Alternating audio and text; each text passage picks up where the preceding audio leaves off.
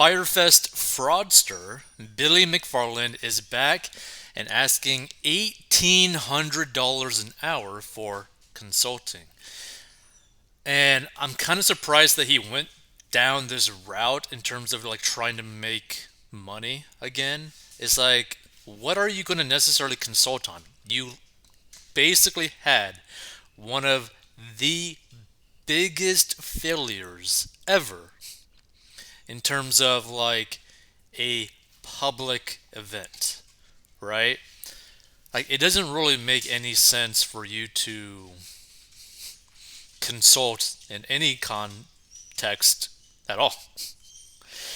So, infamous Fire Festival fraudster Billy McFarland thinks an hour of his valuable time is worth nearly $2,000. The convicted con man, who had nothing but time on his hands while spending 4 years in prison for bilking investors out of $26 million, recently launched a new scheme that offers advice to tech entrepreneurs for a mere $1,800. See, like, this is the thing, right? So you're offering advice to tech entrepreneurs when you failed to deliver on a big event where you basically screwed all of the party goers, all the festival goers, and all of the investors. So the consulting fee is one of the services provided by PYRT, or pronounced Pirate, which is like, really? McFarlane's new venture that smacks of his notorious music festival fiasco in the Bahamas. The company promises to deliver a virtual reality powered experience where users can beam themselves onto a tropical island from the comfort of their homes and control what happens there, McFarlane claims. I I gotta be honest, this is probably one of the worst ideas ever. And here's the thing. You don't even necessarily need to do like something like a crazy event or something. Like, virtual reality already exists. You could probably do like a weird makeshift custom like skin type of thing with Skyrim, fuse it with virtual reality, and now you can basically end up spending time with other people in like Skyrim or whatever. Something similar to that. You could technically do like Sims. You could do basically anything. You could do the weird meta Facebook thing. Like, like he couldn't have thought about like a better idea than this. So, a link from the bare bones pirate site to the business communication platform Calendly shows McFarlane's hourly consulting fee of $1,800, designed to help tech companies expand their reach on social media platforms. Which to me is like, okay, yes, he was good at getting attention to his event, right? But at the same time, he basically ruined the reputations of all those influencers.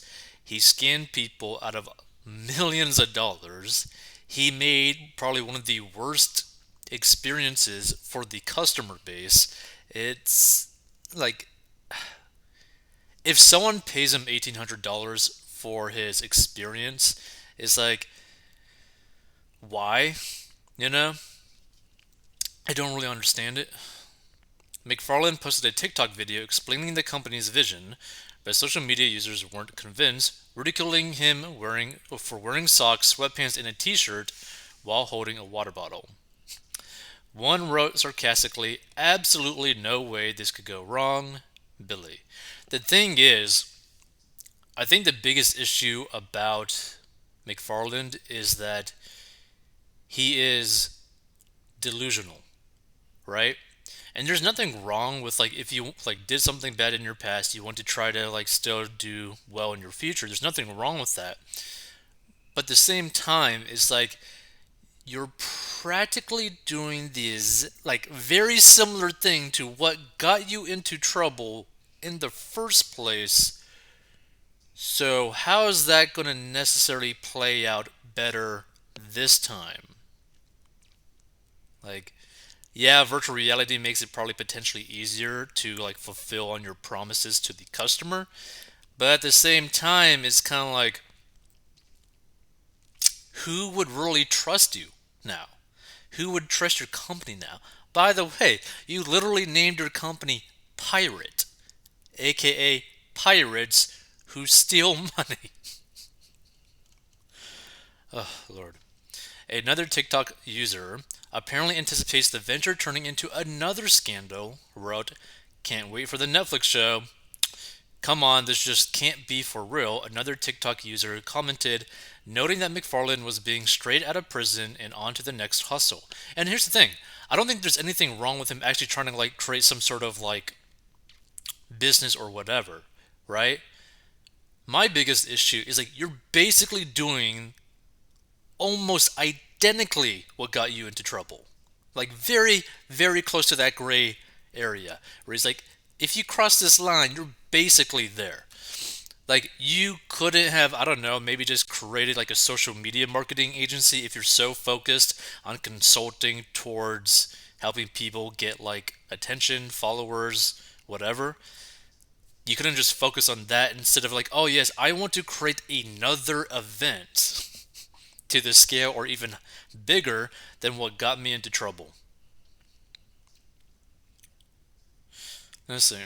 The idea is for users sitting at home on their couches to digitally attend exclusive parties with celebrities and influencers in an immersive environment that makes them think they're on a remote tropical island.